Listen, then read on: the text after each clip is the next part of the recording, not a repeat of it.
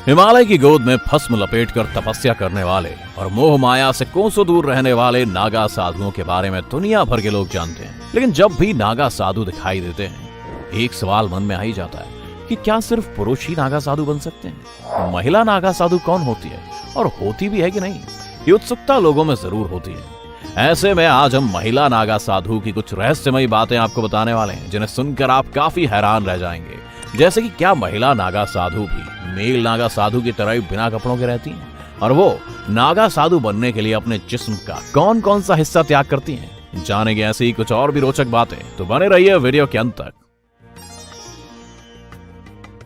महिला नागा साधुओं के बारे में जानने से पहले आपके लिए ये जानना बहुत जरूरी है कि आखिर नागा साधु होते कौन है। तो आपको बता दें कि आदि गुरु शंकराचार्य की ओर से स्थापित किए गए विभिन्न अखाड़ों में रहने वाले ऐसे साधु जो नग्न रहते हैं, शरीर पर धूनी की राख लपेट कर रखते हैं, युद्ध कला में बहुत निपुण होते हैं, वो नागा साधु कहलाते हैं। नागा साधु एक तरह से सैन्य पंथ है, यानी युद्ध करने वाला, और वे एक सैन्य रेजिमेंट की तरह ही बट कर रहते हैं और अपने त्रिशूल, तलवार, शंख और चिलम से इस दर्जे को भी दर्शाते हैं। वैसे इनके बारे में खास बात यह है कि बस कुंभ के मेले में ही आपको दिखाई देंगे, बाकी इनका सार्वजनिक जीवन से कोई लेना देना नहीं होता है। अब सवाल आता है कि महिला साधु कौन होती है?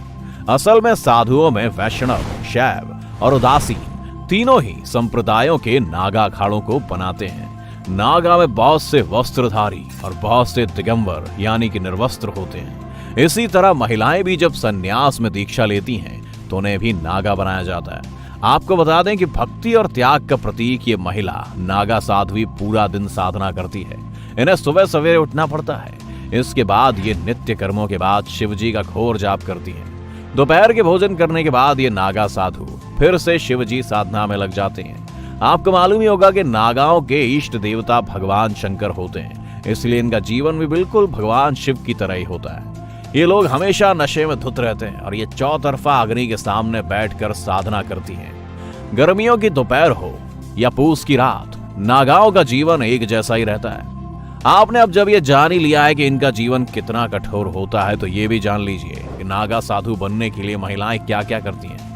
नागा साधु बनने के लिए महिलाओं को अपने शरीर में भी कई तरह के बदलाव करने पड़ते हैं। पुरुष नागाओं की तरह इन्हें भी मुंडन कराना पड़ता है। उसके अलावा उन्हें अपने गुरु को विश्वास दिलाना पड़ता है कि वो अपने परिवार से दूर हो चुकी हैं और अब किसी भी बात का मोह नहीं है। आपको बता दें कि नागाओं की दुनिया में किसी तरह के मोह माया की इजाजत नहीं होती।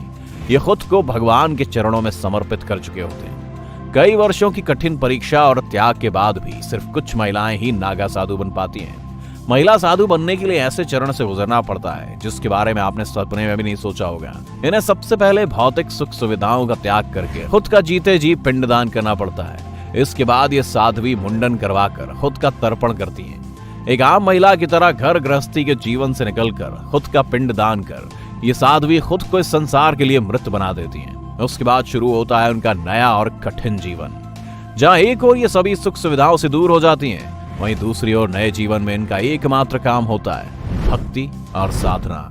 जब ये नागा साध्वी 10 साल तक ब्रह्मचर्य का पालन करती हैं, तब उन्हें सांसारिक मोह माया से दूर रखा जाता है। इससे इनमें समर्पण की भावना का विकास होता है। साथ ही इन्हें नागाओं के रहन सहन की जटिलताओं का भी पता चलता है। अगर कोई साध्वी इन सारी परिस्थितियों में डटी रहती है तो उसके बाद इस बात का निर्णय लिया जाता है कि किसी महिला को नागा साधु बनाया जा सकता है या नहीं। दरअसल महिला नागा साधुओं का जीवन पुरुष नागा साधुओं के जीवन से बहुत कठिन होता है। ऐसे में कई बार ये बीच से ही साधना को छोड़ देती है। बता दें कि किसी भी महिला को नागा साधु बनने के लिए अलग अलग साधना करनी पड़ती है। इन्हें 10 साल तक लगातार पूर्ण ब्रह्मचर्य का पालन करना पड़ता है। इन सालों में इन साध्वियों को अपनी भक्ति और समर्पण के भाव को अपने गुरु के सामने साबित करना पड़ता है। इस समर्पण के बाद ही इन्हें दीक्षा और परीक्षा के लिए भेजा जाता है। महिला नागा साधु की दीक्षा भी आसान नहीं होती है। इन्हें घोर त्याग और बलिदान का साहस दिखाना पड़ता है। इसके बाद शुरू होता है इनकी कठिन परीक्षाओं का दौर, जिनसे गुजरने के बाद इस बात का निर्णय महिला नागा साधु की गुरु करती है कि उन्हें दीक्षा कब दी जाए। इसके बाद ही आगे के सारे काम किए जाते हैं। इसमें उन्हें महिला नागाओं के नियम और परंपराएं बताई जाती हैं। वैसे महिला और पुरुष नागा साधुओं में केवल एक अंतर है। महिला नागा साधुओं को खुद को पीले रंग के कपड़ों से ढकना पड़ता है, जबकि वो चाहे तो उस कपड़े का इस्तेमाल नहीं भी कर सकती है। लेकिन उन्हें कुंभ में नग्न स्नान करने की अनुमति नहीं है। इसीलिए उन्हें स्नान करते समय भी उस पीले कपड़े का उपयोग करना पड़ता है।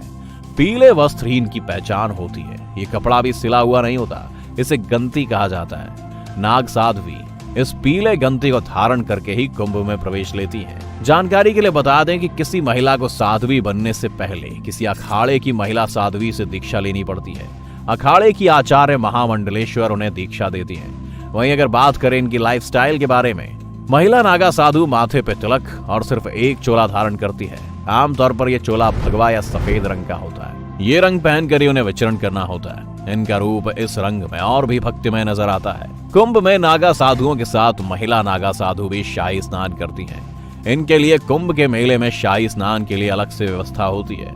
ये महिला साधु कुंभ में आए हुए विदेशियों के लिए आस्था का एक अलग स्तंभ बनाती हैं। विदेशियों में तो इनके प्रति खास आकर्षण देखने को मिलता है।